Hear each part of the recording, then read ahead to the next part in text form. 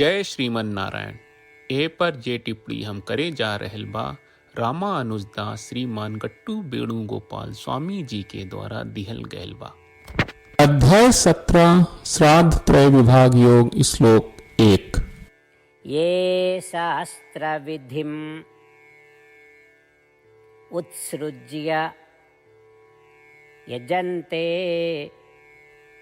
श्रद्धयान्विताः तेषां निष्ठा तु का कृष्ण सत्वमाहो रजस्तमः। ओम। गीताचार्य श्री कृष्ण परमात्मा अर्जुन समेत हमनी सबके श्राद्ध त्रय विभाग योग सिखा रहल बानी। ई प्रक्रिया में अर्जुन कृष्ण से ई तरह से पूछ रहल बाड़न, हे कृष्ण, जे सब शास्त्र के निर्देश के अनदेखी करत और पूरा भक्ति से पूजा करेला ओकरा का होला, उनकर आस्था के का होला, का ई सात्विक बा, राजसी बा आ तामसी बा। ई कहला के बाद अर्जुन पूछ रहल बाड़े, हे कृष्ण, कुछ लोग ऐसन यज्ञ करेले जौना के जिक्र शास्त्र में नहीं के। एकर मतलब बा कि ऊ लोग शास्त्र के पालन न करेले, बल्कि ऊ यज्ञ के अत्यंत भक्ति और विश्वास के संगे करेले। ऐसन स्थिति में ई कौना तरह के आस्था बा, सात्विक आस्था, राजसिक आस्था आ तामसिक आस्था। ऐसे हमनी के अर्जुन की स्थिति में रही जा और उनकर शंका के साफ करे के कोशिश करी जा। काहे कि वर्तमान स्थिति में भी हमनी के बहुत अशास्त्रीय वेद विरोधी प्रथा देख रहल बानी, जौना में लोग बहुत श्रद्धा से पूजा और यज्ञ कर रहल बा। और ऐसन लोग खातिर एकर का नतीजा बा। श्री कृष्ण परमात्मा के माध्यम से अपना के संदेह से मुक्त करे की कोशिश करी जा।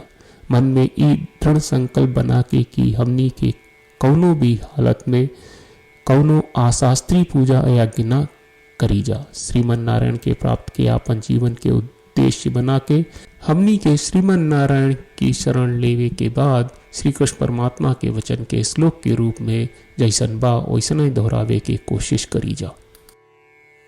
ये शास्त्र विधिमुत्सृज्य यजन्ते श्रद्धयान्विताः तेषां निष्ठा तु का कृष्ण सत्वमाहो रजस्तमः। श्रीमद् भगवत गीता का पूरा सार श्री कृष्ण परमात्मा ने अध्याय 18वें के श्लोक 65 से 70 में 8 काम करे खातिर दिले बाड़े। श्री कृष्ण कहले, हम ओ लोगन से प्रेम करनी जो लोग इन 8 बातन के मान तारे। हम ओ भक्तन के हर तरह से रक्षा करब। श्री कृष्ण परमात्मा के द्वारा बोलल गईल संपूर्ण भगवत गीता सुनला के बाद अर्जुन कहले, करिष्ये वचनम त्वा, जेके मतलब बा, कृष्ण मैं उही करब जौन आप कही। यही कारण बा श्री कृष्ण अर्जुन के हर तरह के सफलता आ विजय प्रदान करेले। आई परमात्मा के आपन व्रत देई कि हमनी के ये 8 गौ कर्म के पालन करी जा। ई वचन परमात्मा के देवे से बड़न कौनो पूजा तपस्या यज्ञ नहीं।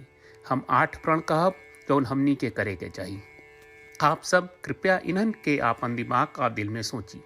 श्री कृष्ण के आपन वचन देवे के ई तरीका में हमनी सबकी कल्पना करे के चाहिए कि श्री कृष्ण का चेहरा खुशी से चमकत बा और खुशी के एहसास करत बा। जय श्रीमन नारायण। यहाँ हमनी के 8 वादा बा। हमनी के पहला वादा, हे श्रीमन नारायण, आपका निर्देश के मुताबिक हम हमेशा तोहार ध्यान करब और तोहार बारे में सोचब। हमनी के दूसर वादा, हे श्रीमन नारायण, आपका सलाह का अनुसार हम हमेशा आपका भक्त रहब। हमनी के तीसर वादा, हे श्रीमन नारायण, हम आपन सब काम तोहरा सेवा के रूप में और तोहरा संतुष्टि खातिर करब। हमनी के चौथा वादा, हे श्रीमन नारायण, जैस की आप माने के कहले रहलू, हमरा बहुत विश्वास बा कि हम आपके होई और हम हमेशा आपन दोनों हाथ जोड़ के आपके नमस्कार करब और आपकी पूजा करब। हमनी के पांचवा वादा, हे श्रीमन नारायण, हमरा के तोरा बात माम एकम शरणम ब्रज 1866 याद कहले, जहाँ आप हमरा के आपन का अर्पित करे का कहा। श्रीमन्नारायण मैं हमेशा तोहरे शरण में रहब।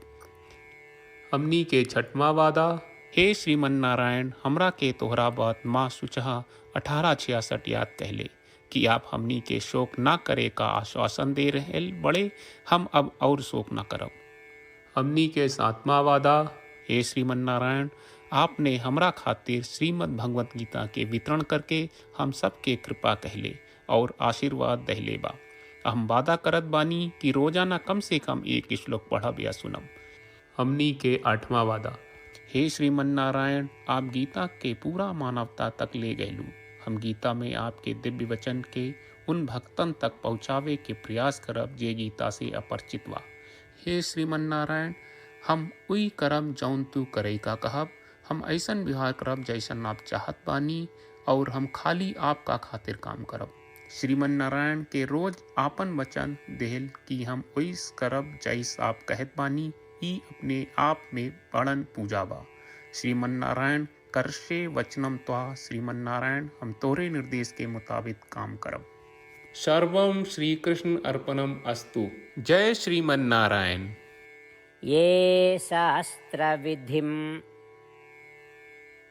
उत्सृज्य यजन्ते श्रद्धयान्विताः तेषां निष्ठा तु का कृष्ण सत्वमाहो रजस्तमः। ॐ ये शास्त्रविधिमुत्सृज्य यजन्ते श्रद्धयान्विताः तेषां निष्ठा तु का कृष्ण सत्वमाहो रजस्तमः।